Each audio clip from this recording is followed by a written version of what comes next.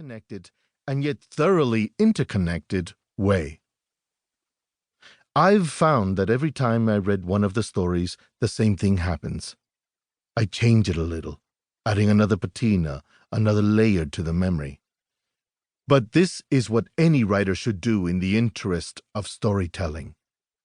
In the end, they're only stories. I'm not interested in autobiography. If this is a memoir, it's a faulty one, because I have given myself leave to invent elements within it. I suppose I am using the poetic voice to convey the authentic. I am more interested in depicting the events of my life as a means to identify and limn the mythology of being brown along the U.S.-Mexico border during a specific period in time, beyond politics, beyond polemics and rhetoric, in order to share those resonances with others who are my age and others who are experiencing similar things right now.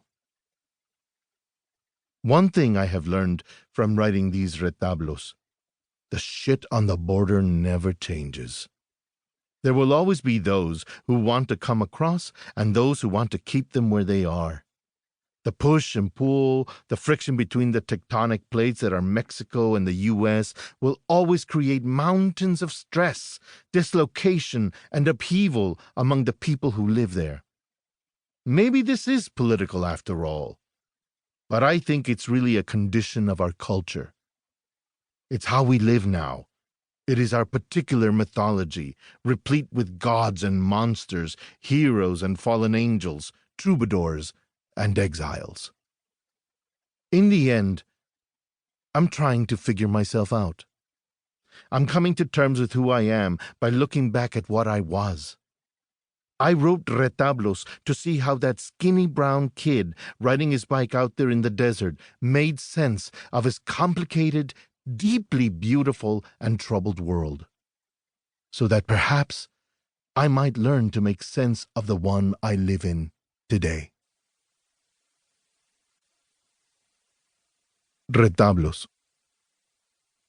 This is me in my old room, unpacking my bags on the bed I slept in more than 30 years ago, hearing my mother titter at something on the TV while my dad is stirring the caldo de pollo on the stove. He blurts out something crude in Spanish, and now both of them are roaring big as life, filling the house with horsey laughter. Then it hits me. This is how one of them will cry when the other dies. I look out the window, and I'm 13 all over again, getting ready for school. A polar front blew all the way down from Canada and locked us in an overnight freeze and didn't even have the manners to leave us any snow. Just a chill air and ice on the power lines. But as I come down the hall for my breakfast, I see my sister standing outside the maid's room, snarling something to herself. I ask her what happened, and she says, "The birds are dead." What? "The birds are dead," she says again.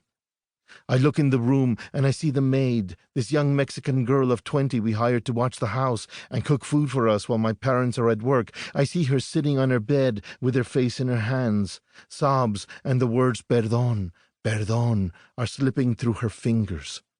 While she wipes her snot on her sleeve, I look past her at the cage where my mom's canaries are supposed to be perched. But they're not there.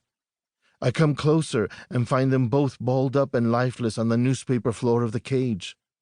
They were old, their yellow feathers faded white, inherited from my grandmother when she moved to Fresno, only now they are dead. My sister says the maid left the window open and they froze. They couldn't take the cold. She should have known. Now look at them, she says.